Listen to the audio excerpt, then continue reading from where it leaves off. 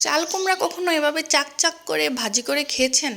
আমি তো এই ফার্স্ট টাইম খাচ্ছি। এর আগে হচ্ছে চাক চাক করে ভিতরে তিল দিয়ে ভাজি করে যে একটা কি জানি বানায় না, ওইটা খেয়েছিলাম, বাট এরকম কখনো খাইনি। তো আজকে হচ্ছে প্রথমবারের মতো এইভাবে বানাচ্ছি। আর এখানে হচ্ছে দেশি মুরগি রান্না করতেছি আলু দিয়ে, অনেক বেশি আলু দিচ্ছি, কারণ আমাদের বাসার বাচ্চারা আলু অনেক বেশি পছন্দ করে। অর্থাৎ যে কোনো তরকারিতে ওদের জন্য আলু দেওয়া লাগে। আর এখানে হচ্ছে আমার মা হচ্ছে পোলাও চাল হচ্ছে ধুয়ে হচ্ছে পানি শুকিয়ে নিচ্ছে। এই পোলাওটা আজকে রান্না করব, আজকে রান্না বান্নাটা আমি করব। কারণ হচ্ছে দেখা যায় মাঝে মাঝে রান্না বান্না করতে ভালো লাগে, কিন্তু যদি কেউ প্রিপেয়ার করে দেয় সব কিছু তাহলেই। আর না হলে আমার কষ্ট হয়ে যায়, আমি একা একা রান্না করতে পারি না। আর এখানে হচ্ছে শাক ভাজি করে নিয়েছি, আর এই সব কিছু কেটে ধুয়ে দিয়েছে আমার মা, আমি জাস্ট রান্না করেছি।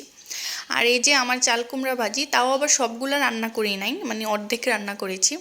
তারপর আমার একটু খিচুড়ি খেতে ইচ্ছে করতেছিল, তারপর হচ্ছে একটু খিচুড়ি রান্না করে নিলাম, যদিও একদমই অল্প পরিমাণে রান্না করেছি। তারপরে হচ্ছে এখানে মুরগিটা কষিয়ে নিচ্ছি।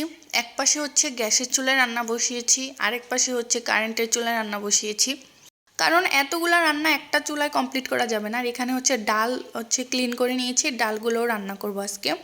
তো আমার রান্নাটা আজকে মোটামুটি মজা হয়েছিল, যেহেতু আমি পাকা রাঁধুনি না, সবসময় রান্না করি না, তাই ওইরকমভাবে অতটা মজাও হয় না রান্না।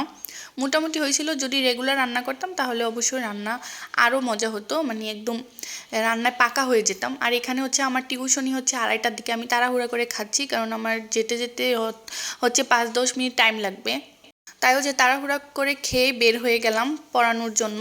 এখানে হচ্ছে স্টুডেন্টকে পড়াচ্ছি, আর স্টুডেন্ট তো মাশাল্লাহ ছোট বাচ্চাদেরকে পড়াইলে যা হয় আর কি, একটু দুষ্টামিটা বেশিই করে।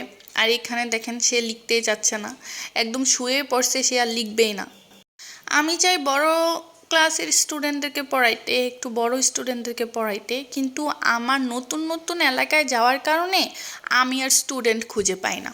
আমার সাথে ওরকম কারো পরিচয় নেই, তাই হচ্ছে দেখা যায় যে আমাকে কেউ চিনেও না, তাই আর টিউশনও খুঁজে পাওয়া হয় না। আর এখানে হচ্ছে আমাকে নাস্তা দিয়েছিল, নাস্তা খেয়ে বাসায় চলে আসলাম। বাসায় এসে দেখলাম যে এটা একটা কি পিঠা যে বানাচ্ছে, তালের পিঠা, কিন্তু এটা হচ্ছেই না, ভেঙে চলে যাচ্ছে। আর এখানে ফ্রিজ খোলার পর হচ্ছে আমার বাস্তি ফ্রিজে কি জানি খুঁজতেছে। তো ভাবলাম যে কি আছে ফ্রিজে, দেখি ওকে কি দেওয়া যায়। তারপর দেখলাম যে 2টা আনার আছে, এখান থেকে একটা আনার ভেঙে ওকে দিলাম, যদিও সবটা দেইনি, অল্প একটু দিয়েছি। ভাবলাম যে ও মজা করে খাবে, কিন্তু ও তো খেলোই না। ও এটা কী করলো, এটা মুখে নিয়ে নিয়ে ফেলে দিল। মানে এটা কোন ধরনের খাওয়া আমি বুঝলাম না। ও আমার কাছে দিল, দিয়ে মানে ও বুঝাইতে চাইলো যে ওকে যেন আমি একটু ভেঙে দিই। তো ভেঙে অল্প একটু দিলাম, যদি খায় তারপরে আবার দিব। তো দিয়েছি, দেওয়ার পর ভাবলাম যে ও হয়তো পছন্দ করবে, খাবে, কিন্তু দেখা গেল যে ও খেলোই না। মানে প্রথম মুখে নিয়েছে, মুখে নেওয়ার পর সবগুলো ছড়িয়ে ছিটিয়ে দিয়েছে। আর এখানে হচ্ছে শুটকি তরকারি রান্না করা হচ্ছে। আমার মাঝে কত শুটকি খাইতে পারে আমি বুঝি না, আমি জানি না। এত মানে প্রত্যেক দিন শুটকির একটা তরকারি থাকবেই থাকবে। এখানে পুঁই শাক দিয়ে শুটকি রান্না করতেছে, পুঁই শাক না কি ডাঁটা শাক দিয়েছে।